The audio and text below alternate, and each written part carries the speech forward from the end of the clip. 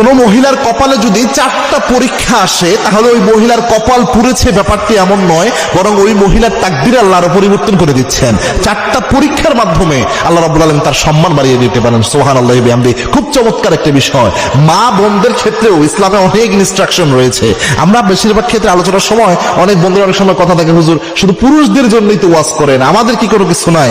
মা বোনদের 4টা এমন বিষয় জীবনের সাথে জড়িত রয়েছে, এটা খুব গুরুত্বপূর্ণ বিষয়। তার মধ্যে 1 নাম্বার হচ্ছে, কোন নারীকে আল্লাহ রাব্বুল আলামিন যদি ভালোবাসেন বা কোন নারীকে যদি আল্লাহ পছন্দ করে তার জীবনের গুনাহ মাফ করাতে চান, সফলতার দিকে নিতে চান, তাহলে 1 নাম্বার আল্লাহ রাব্বুল আলামিন অনেক ক্ষেত্রে অনেক নারীদের জীবনে অপবাদ, মিথ্যা অপবাদ দিয়ে তাদের জীবনে আল্লাহ পরীক্ষা নিয়ে আসেন। কেননা মিথ্যা অপবাদ এমন জিনিস, আল্লাহর হাবিব সাল্লাল্লাহু আলাইহি ওয়াসাল্লাম জানিয়েছেন, এই পৃথিবীতে যত কবিরা গুনাহ রয়েছে, কবিরা গুনার মধ্যে সবচেয়ে বড় কবিরা গুনাহ হচ্ছে 3টা।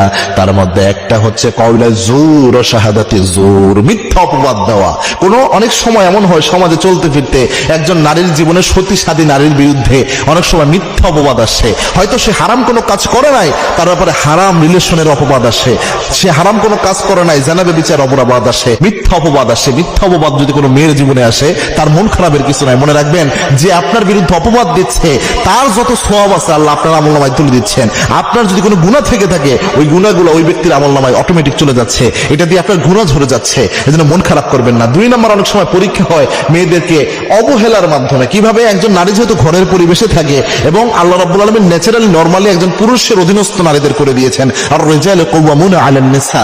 এই ক্ষেত্রে অনেক ক্ষেত্রে অনেক মেয়েরা তার স্বামীর কাছে অবহেলার শিকার হয়, তার স্বামীর পরিবারের কাছে অবহেলার শিকার হয়, অবহেলিত তুচ্ছ তাচ্ছিল্য কষ্ট ক্লেশে তার জীবনটা কাটে। এটাও অনেক নারীর জীবনে পরীক্ষা হিসেবে আসে। কেননা এই অবস্থায় আল্লাহ দেখতে চায় ওই বান্দি কতটুকু ধৈর্য ধারণ করে। আপনি যদি ধৈর্যের সাথে জীবনটা পার করতে পারেন, অথবা আপনি যাই করেন এরকম যে পরীক্ষায় আসুক, যদি আপনি সবর করতে পারেন এবং বুঝে শুনে স্টেপ নিতে পারেন, অবশ্যই আল্লাহ রাব্বুল আলামিন এই পরীক্ষার মাধ্যমে আপনার জীবনে গুনাহ মাফ করিয়ে দেয়। 3 নাম্বার হচ্ছে, অনেক ক্ষেত্রে অসুস্থতা আসে অনেক নারীর জীবনে, এবং আল্লাহর হাবিব সাল্লাল্লাহু আলাইহি ওয়াসাল্লাম বলতেন, জ্বরকে তোমরা গালি দিও না, যার জ্বরের তীব্রতা যত বেশি তার ঈমানের তীব্রতাও তত বেশি। আবার আল্লাহর হাবিব বলতেন, ঈমানদার বান্দার যে শরীরে অসুস্থতা আসে প্রত্যেক জিনিসের তার গুনাহ ঝরে যায়, এবং কি পায়ের মধ্যে যে কাঁটা বিদ্ধ হয় ঈমানদার গোলামের, ওই কাঁটার বিনিময়ে আল্লাহ রাব্বুল আলামিন তার সমস্ত গুনাহ আল্লাহ মাফ করে দেয়। কাঁটার বিনিময়ে আল্লাহ গুনাহ ছড়াইয়া দেয়। সুবহানাল্লাহি বিহামদি। এজন্য অসুস্থতা কোনো নারীর জীবনে আসলে এটাও খুব একটা খারাপ না। এই ক্ষেত্রে গালিগালাজ করবেন অসুস্থতাকে, আল্লাহকে বলবেন না আল্লাহ শুধু আমারই দেখে